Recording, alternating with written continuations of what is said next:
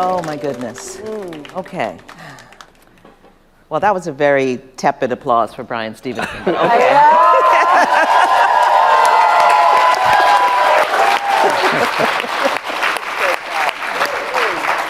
Let's get it right. Let's get it right. So of course, you know, whenever I see Bryan, it's you know, he's a very serious person, as you know, doing very serious work with a very serious vision of the future.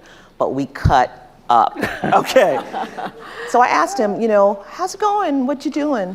And he gave the answer that he normally gives, just like backstage, real fast. Last night we filed a 300-page something habeas petition, bada-ba-doo, bada. And that's really Bryan. Like, he is so intensely engaged in the real work of defending those who far too many people think are indefensible, and doing that work meticulously and with excellence. That's right. And he is the quintessential example of what we were talking about earlier, those of us who do the work of civil rights and justice, who know that no matter how hard we work, if it was 400 pages, it's not enough, because the work of narrative, the work of art, is essential to be joined with our efforts.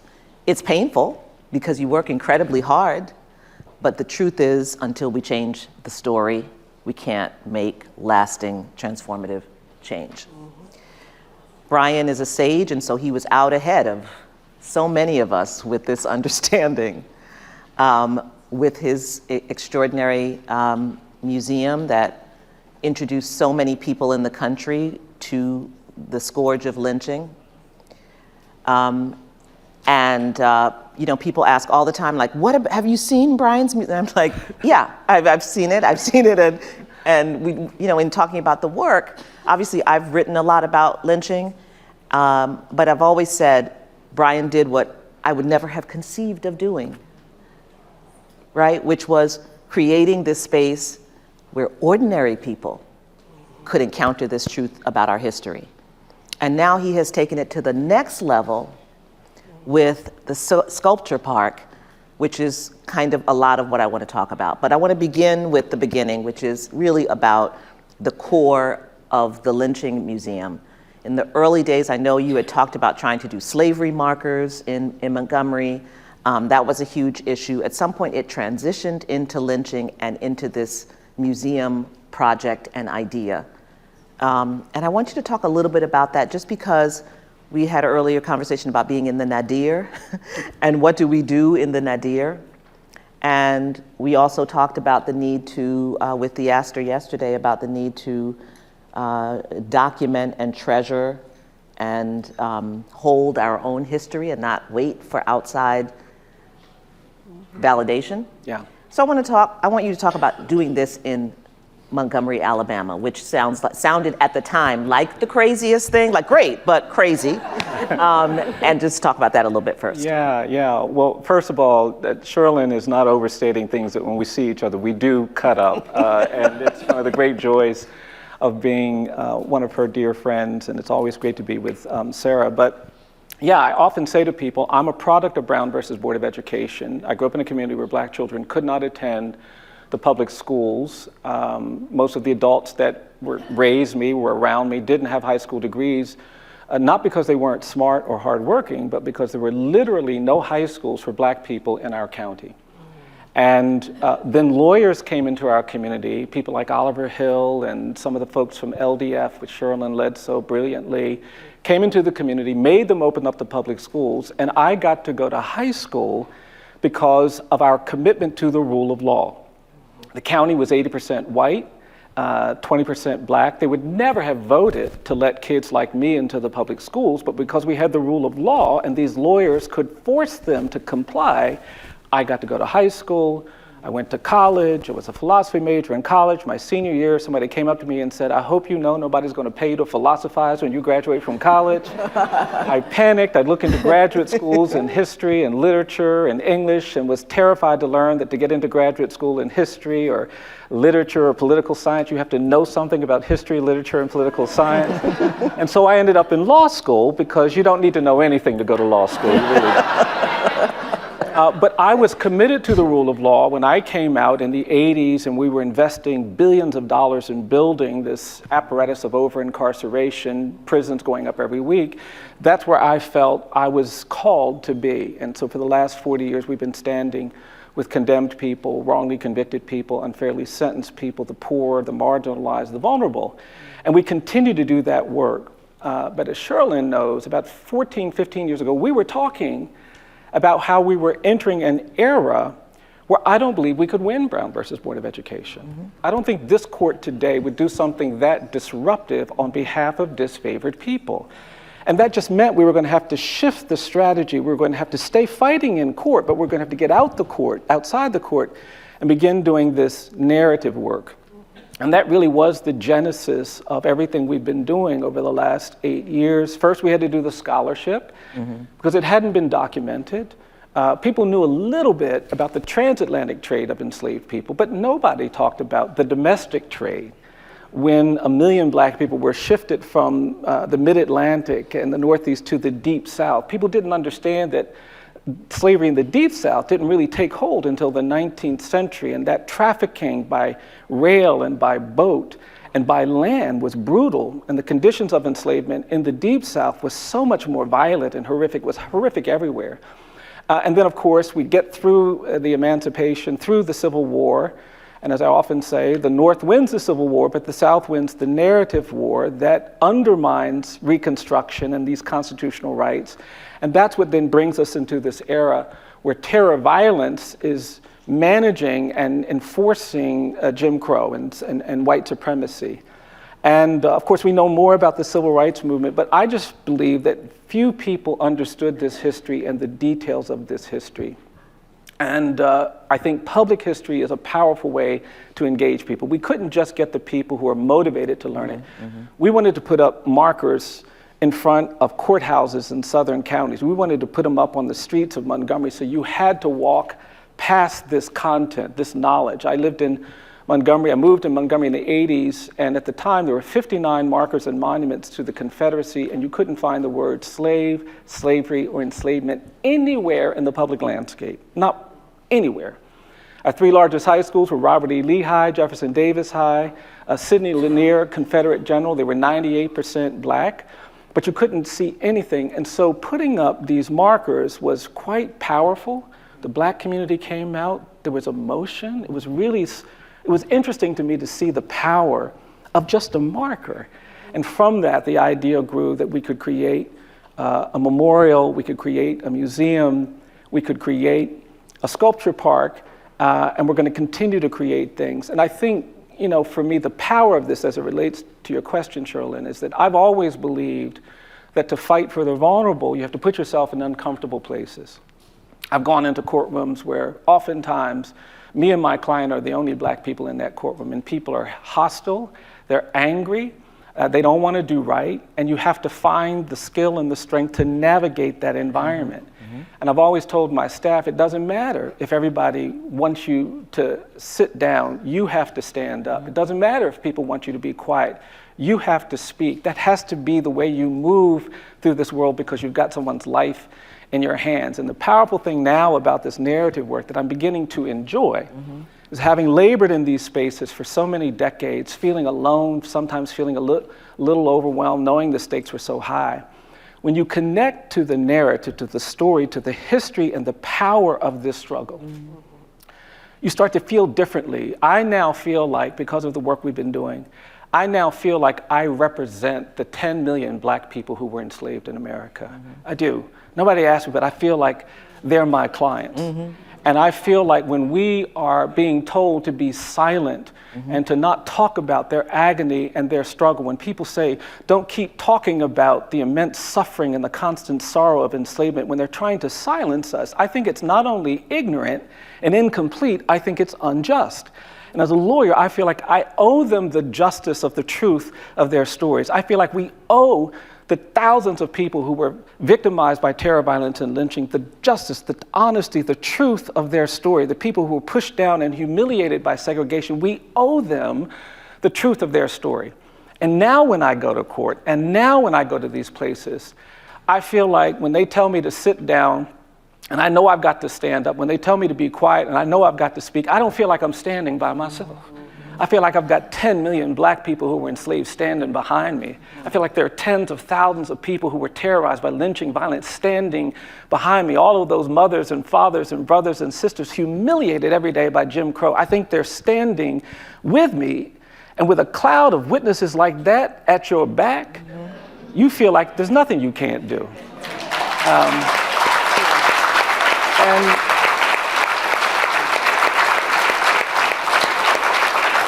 And I think that's the beauty of narrative. That's the beauty of connecting with this history. Rather than being overwhelmed by it, I really feel empowered by it. You know, Bryan, I have to say that's so beautiful and so important for this moment. We have been watching the capitulation of powerful people and institutions, and I think some people have been incredibly shocked. I mean, and many of us have been horrified by how quickly people have capitulated to things that they would have opposed not too long ago. And I've been saying about those people, you know what, this is a moment where everyone is being revealed, right? That it's not that they changed, it's that they were never tested. I mean, many of these people I know and really liked, and you know, and they were great people. But I realized, had I ever seen them tested? I really hadn't. And what you're describing, you know, which is for you just a way of life that's in your DNA, right? And that you operate out of, and that you're training and have trained countless young attorneys to feel the same way. This exactly what you said. You don't sit down, you stand up. That gets in your DNA, and then that's how you operate. What's becoming very apparent in this country is how many people don't have that feeling. So for me, when I think about the original museum itself, which is powerful and devastating, when I first saw it, Bryan, and you know, I mean, I've read, you know, hundreds of lynching accounts. I'm steeped in this thing. And when I saw the pylons with all of the names, and I was, of course, looking for my guys who I've written a lot about, and because that's how you consider them after a while, like you know them, and it's important to see their names. I said to my daughter, "It's like sand." And she said, "What are you talking about?" And I mean, I was really disempowered. I said, we talk about this as though we're gonna just come in and just do these things and we're gonna vindicate for them. But when I saw the pylons and all the names, and each pylon represented not a state, a county. Yes. I had that feeling. The image that came in my head is when you have a broom, when you come back from the beach and you try to get the sand up, and you can't get the sand up because it's sand. So I wanted to ask about the overwhelming nature of the white supremacist narrative. And then I'll turn it over to Sarah, and to talk about how the museum, including and maybe even at this moment, especially the sculpture part, helps counter the sense of overwhelming power. Yeah, I mean, I think you've identified something really important. This history is so tragic, so violent, so brutal, that even within our own community, we didn't think it was safe to talk about it. We've had so many people come to the memorial, to the museum, see their family name on a monument, get really overwhelmed, want to call a parent or a grandparent and ask about it, and then there's this incredible conversation that they've never had before. And I think that silence was a strategy, it was a tactic, it was something that many people felt like they had to do to survive. And we see this all the time even today. We teach our young people to survive first when they're having a police encounter. That's not the time to give them a lecture about— keep your hands on the 10 and the 2. That's exactly right. That's not, because we want them to survive. So I think creating these spaces was in some ways important to educate people who've never understood this history. And that's the number one comment we get when people come to the memorial. I didn't know that. I've lived in that county my whole life, knew nothing about it. We have to say that to people who have been ignorant about this harm. But we also have to say to people in our community, we can't be silent anymore. You know, we've learned so much from the health sciences. For a long time, if you were the victim of child abuse or sexual abuse, they told you don't talk about it, just forget about it and just carry on. And we've learned that that's not a healthy way to recover from trauma. You've got to address. Alcoholics Anonymous works because the first thing you have to say is, I am an alcoholic. And you talk about it. Well, we have internalized so much trauma, so much abuse. I want to create a space where we can talk about this history, and I think we need to allow these stories to be heard and understood because they are overwhelming. The flip side is that there is a lot of power there. Ava was with us when we opened in 2018, and we were trying to organize that opening event, and I was all worried about things I shouldn't be worried about, like whether it was going to rain so hard, people wouldn't be able to get to the memorial, and the clouds were dark, and you were there. With BB Wine sing two songs that were really long. Yes, that's right. I was like, come on, BB, you got to rap. And Sherrilyn was there, and but I was focused on the rain, and we were getting near the end of the program, and I was supposed to stand up and talk. And finally, just as I was getting ready to talk, clouds opened up. Rain started pouring, and we were under the memorial, and you just heard these raindrops pouring, and they were bouncing off the roof. And my first thought was, oh no, gosh, we're gonna get wet. And then I just stood there and I listened, and I looked at those monuments, and I looked at the names, and I got overwhelmed because all of a sudden it didn't sound like rain hitting that memorial. All of a sudden it sounded like thousands of people whose stories have never been told, whose lives have been forgotten, killed by terror violence, finally having someone recognize them. And it sounded like they were crying tears of joy. And that's the power of truth-telling. That's the power of art and culture. We can unleash this relationship to who we are and who we've been and what we can become. That's hard to get there without art and culture and sculpture and structures that allow us to have those kinds of experiences. Yeah. You two cut up when you're together. I come to you with questions. I'm consistently coming to you with questions, whether it's to write a profile, to write a chapter for the book, for Random House, for the Vision and Justice Project. And it's because of what you've detonated and laid out here, you allow us to understand the tactics that are required in our age. You've also offered a model for the non-artists who care about the work of culture for justice, the lawyers, right? And show the way forward, just as yesterday at ACLU lawyer Lee Gellert described, we must have a partnership between the work of culture, narrative, and law to go forward. And so there are a few questions I want to ask, but I think one of the terms I want to put on the table that I think might help people understand how you got to narrative work is data. You know, we've spoken about the need to discuss where we are, but we often don't deal with how we convey the facts about how we got there. And we convey those facts through the work of culture and narrative, right? So initially you created in 2015 a data report about the history of lynching, and you said you never received at the Equal Justice Initiative as many calls as you did after publishing that report. And from there, you moved to focus on narrative work.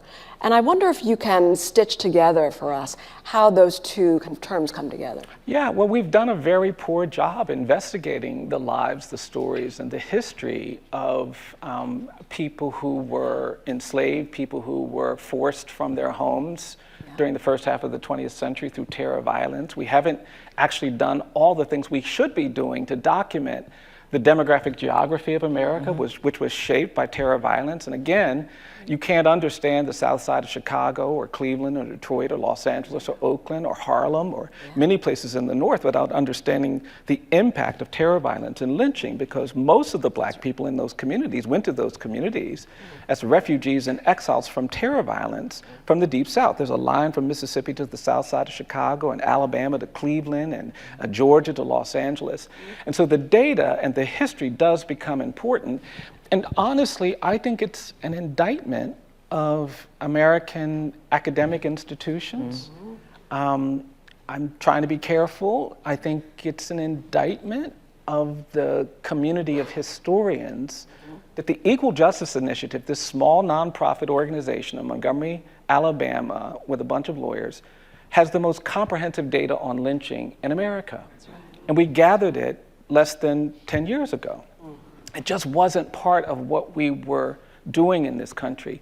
And so the data collection is important. At our museum, we wanted to be a first-person narrative. So we went through the narratives of enslaved people, those powerful accounts of formerly enslaved people that were written in the 19th century. And those are the words you hear when you go through the first part of the museum, the accounts of people who survived lynching. It's what you hear, the voices of those who participated in the civil rights movement. Even in Era 4, when you come into our current moment, you pick up a phone and you listen to my clients, people I've represented who have been incarcerated, sentenced to death for crimes they didn't commit, condemned as children. And so yes, I think that scholarship, that research is absolutely the first layer. It's the foundation that then allows us to create the artistry and the cultural interpretations that allow people to understand things differently.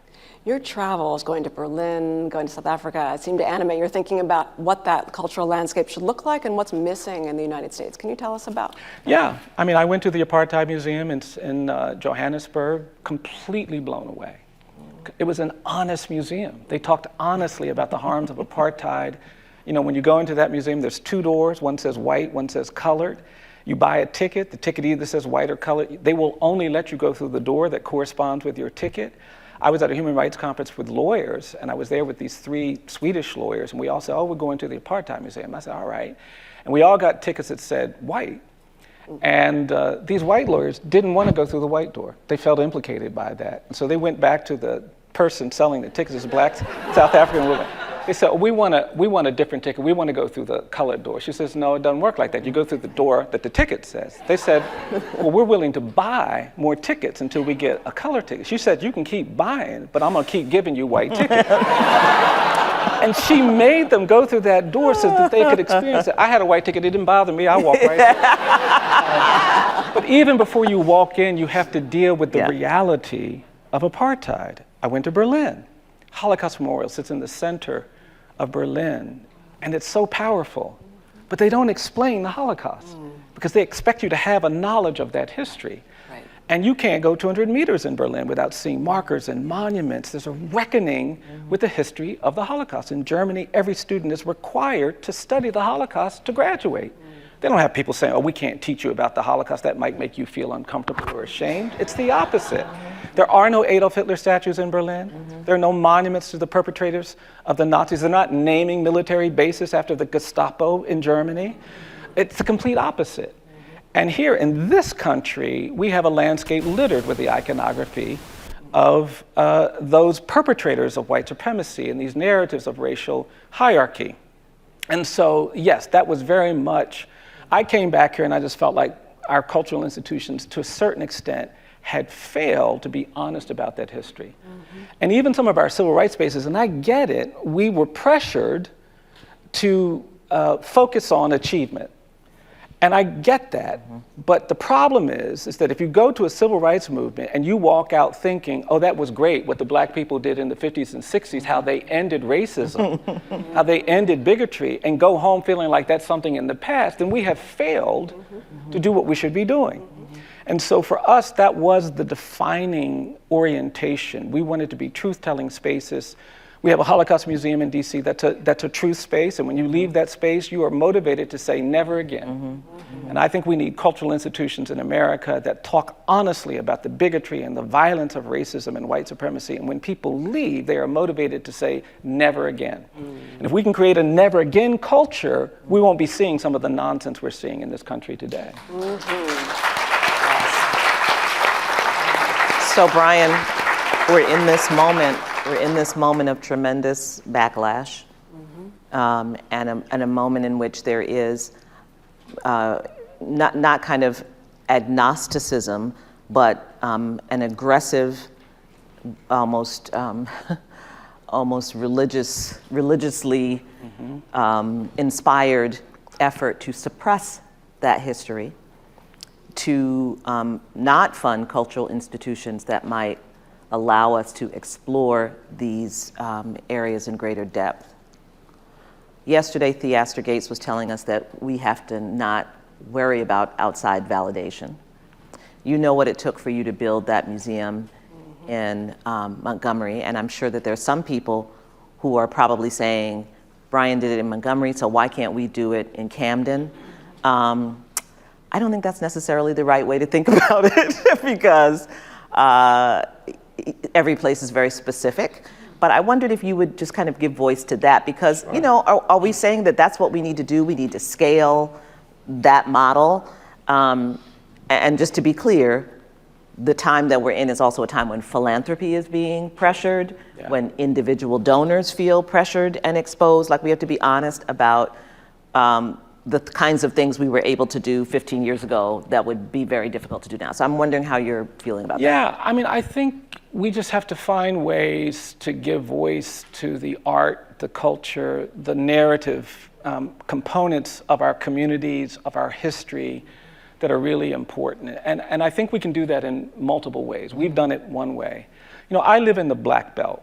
The Black Belt was originally defined as these counties in the American South that had rich, fertile soil on the coast of Virginia, down into the Carolinas, across South Georgia, into South Central Alabama, into Mississippi, up into the Mississippi and Arkansas Delta, down into East Texas. And because of that fertile soil, in the 19th century, white landowners came to these spaces and, of course, enslaved millions of people. And it's in the Black Belt that the terror and horror of slavery was most pronounced. And after the Civil War, you had large populations of Black people in these regions. And in the 20th century, we began calling the Black Belt because that's where so many Black people live, 90% of the Black population at the turn of the century. And I think we do need to understand the history of violence and trauma and suffering, and we can investigate that. And we have to talk about the achievements of people and all that kind of stuff. But in the Black Belt, there's something else we need to understand, that in this space, there was this genius, this resilience, this creativity that allowed people to experience and struggle and to overcome these institutions. Art, music, cuisine, poetry, literature came out of this region. There's a Harlem Renaissance, and it's beautifully, and we should celebrate it. But the roots of the Harlem Renaissance are in the Black Belt, because many of those giants were born in Mississippi and Arkansas. And there is a power in telling that, to understand that. So tomorrow, we are opening a new space in Montgomery. It's called Elevation. I'm going to zip back so we can get the space ready. And it's a research center, it's a convening space, it's an art gallery, it's a hotel, it's a restaurant. And I was hanging the art last week because the art is an important part of it. And it just made me appreciate how critical the art story is wherever you are. Wherever you are. We put up a piece, a Jacob Lawrence piece from the Migration series, an iconic piece, and it's the three little girls reaching up on the chalkboard, writing the numbers, and the smallest child is writing the number 2, but she's reaching, and the next child is writing the number 3, and she's reaching, and the third child is the tallest child, she's reaching, she writes the number 4, and it's so beautiful and it's so inspiring because these precious little Black children are reaching, aspiring in these violent, and it's so exciting to see it. And then somebody gifted me one of my favorite pieces, this powerful piece by Benny Andrews, The Promised Land.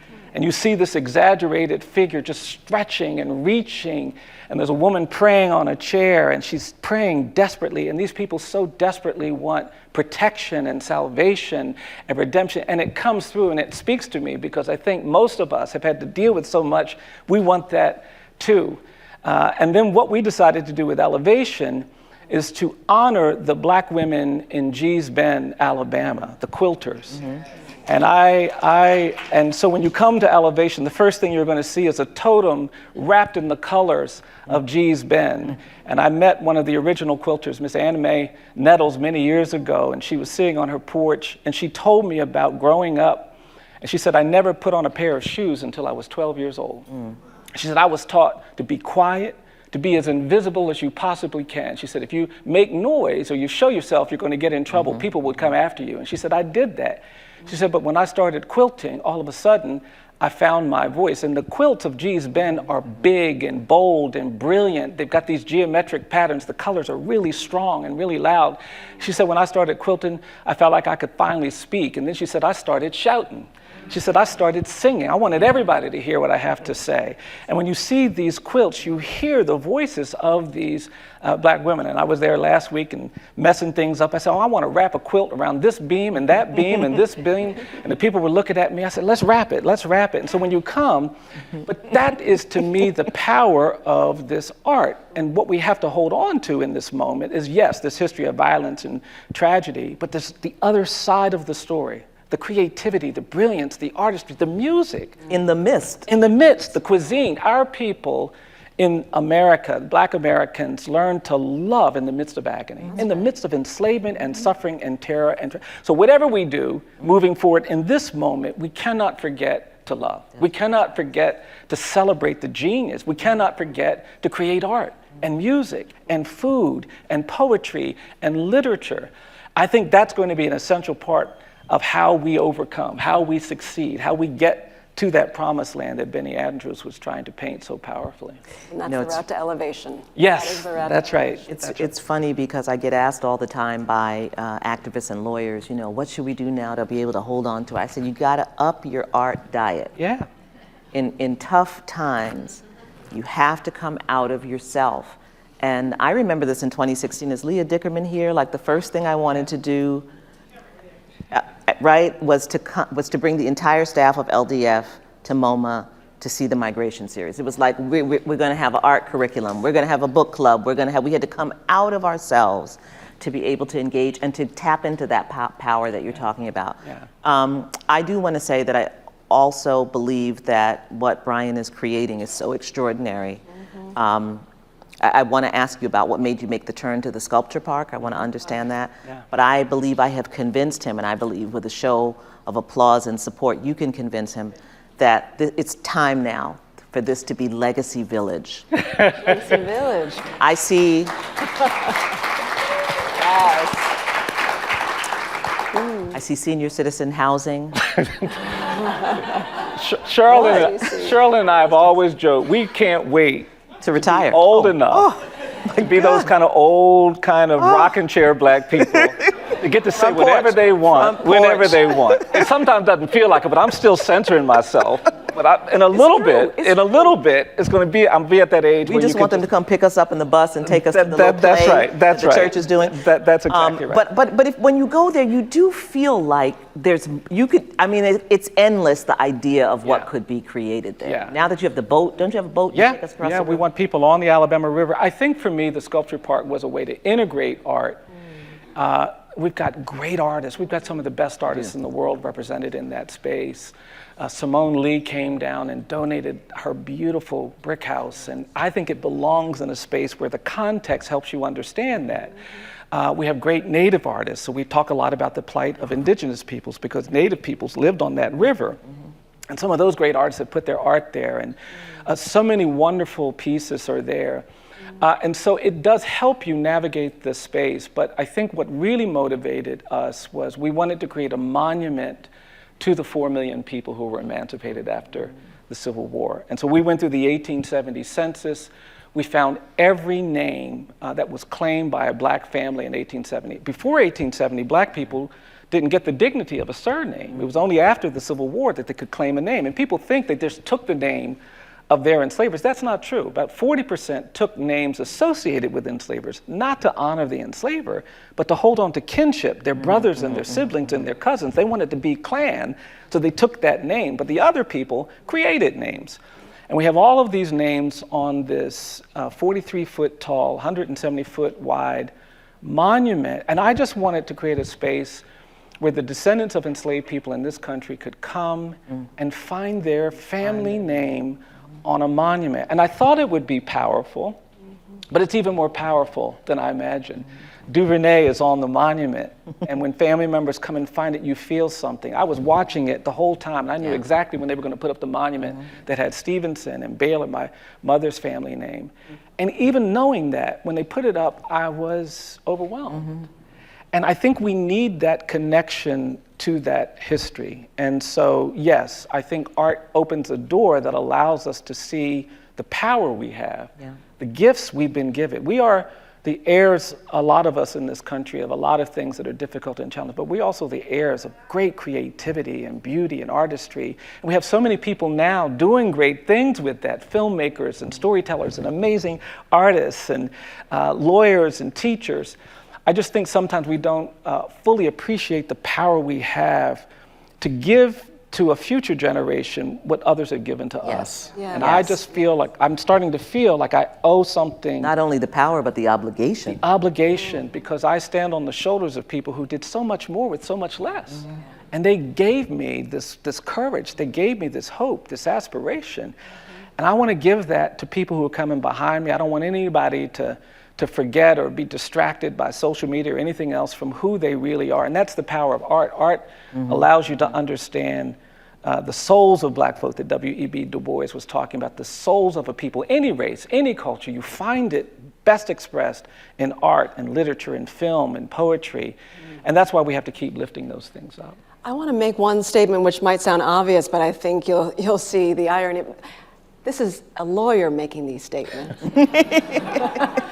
I'm the art historian, lawyer. We now have, I think, in this generation, finally, a deep understanding on the part of our icons and leaders in the civic and legal arena that the work that is happening in the arts is not, when you take LDF to MoMA, a respite from life, a kind of luxury, a way to escape the work that is being done, but in fact is a masterclass in the work of the imagination to offer a blueprint for how we must go forward. Resilience Right? also, And teaching the choreography of resilience Yes. in art. Yes.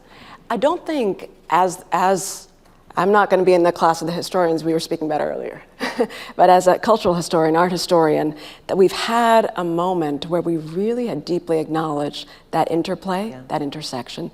That is what's unique about this era. But I'm getting full. Bryan, earlier we were speaking about John Lewis, and I'm remembering that he did, as I mentioned earlier, understood the power of narrative work. He had lived with Danny Lyons. He understood what Mary Bearden was stating.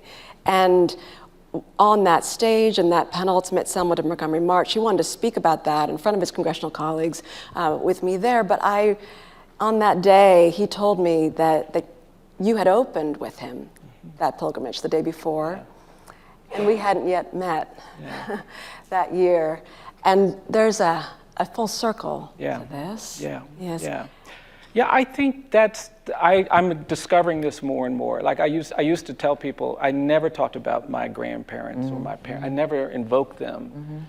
But now I find myself talking about them all the time. And I just feel like I've been so privileged to be around people with big souls, big hearts like John Lewis. And I think we have to tap into those relationships. I've been telling the story recently. When I went to law school, I grew up in a poor, racially segregated community. Like I said, I didn't even understand what law was until my senior year.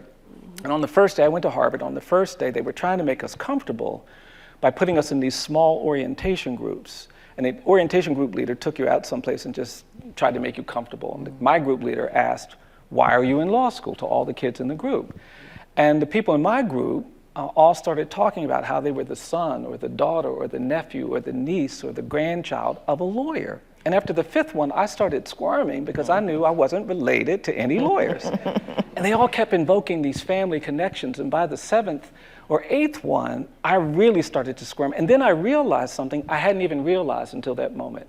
I realized that not only was I not related to a lawyer, I realized I'd never even met a lawyer. Same. By the time they got to me, I felt so diminished, I just told a joke. I didn't try to answer. I was so uncomfortable. And I got out of there and I called my mom. I said, "Mom, I don't belong in this law school." And I had one of those beautiful mothers. My mom said, "What are you talking about?" She said, "You belong wherever you go." She said, "You're the smartest person in the world. You can do anything you want to do." She said, "Now you go back there and you tell those kids why you're really at that law school." And I felt better after I talked to my mom, but I didn't think I could go back and organize another meeting. That would be awkward. So remember yesterday when we were talking about it? So I didn't do it for like 2 weeks. I still felt off, and finally, after 2 weeks, it was so odd. I found some of the kids. I said, "Can we just have a little meeting?" It was something happened on the first day. It was very awkward. But I got some of them together. I said, I didn't answer the question honestly why I'm in law school, and I feel the need to tell you this. I said, I'm in this law school because my great-grandfather was enslaved in Caroline County, Virginia, and he learned to read, even though it was illegal for enslaved people to learn to read. He risked his life to learn to read in Caroline County, Virginia in the 1850s. He didn't know the Civil War would come in a decade. He didn't know freedom would be a decade away, but he learned to read. And after emancipation, my grandmother told me that once a week, my great-grandfather would read the newspaper to formerly enslaved people in the community that didn't know how to read because he wanted them to know what was going on. And my grandmother said she was so proud of her dad that he could read that she would get next to him whenever he started reading. And she said she would wrap her arms around his leg when he started reading because she wanted to learn to read. And she thought you learned to read by touching somebody while they read. And he figured out what she was doing. He said, no, Victoria, that's not how you learn to read. I'll teach you to read. And he taught my grandmother to read. My grandmother worked as a domestic her whole life. But she was a reader, and she insisted that all 10 of her children be readers. And I'd go visit my grandmother, and sometimes even in the cold winter, she'd be out front with a stack of books, and she would make you read something before she let you inside the house. Oh, I love that. And I grew up in this poor, racially segregated community. You didn't see a lot of hope outside the door. People had outhouses, not functioning water. Most of the people worked in the poultry plants. You just didn't see hope. But my mom went into debt when I was like 9 or 10 years old, and she bought us the World Book Encyclopedia. You had the encyclopedia? Had the books. We had those books in our house, and you could mess up a lot of things, but you couldn't mess up those books. And I told my classmates, I said I'd never met a lawyer, not related to a lawyer, but I read all about the lawyers in the World Book Encyclopedia. And as a 10-year-old, I didn't always get it, because Christmas comes along, you go outside, and your friends were like, I got a bicycle, I got a basketball, I got a baseball. And I'd have to say, well, I got this rock. I got volume G of the World Book Encyclopedia. But I told them, I'm here because my great-grandfather had this vision. And I told them, I said, I'm not here by myself. I'm here with my great-grandparents who were enslaved. I'm here with my grandparents who survived terror and lynch. I'm here with my parents who survived humiliation and segregation. And all of a sudden, I didn't feel diminished at Harvard Law School. I started feeling like maybe I got something. And they were scared of you. I know they were scared. Well, and I think that's what we have to access and no matter what our background, no matter what our race, there are people behind us that have lifted us up. That have made it possible. We've all read great works of art and literature. I read all those Russian novelists. They inspired me to see the power of humanity. And I think we do have to tap into that to meet the challenges that we are now facing. Oh, wow. Well.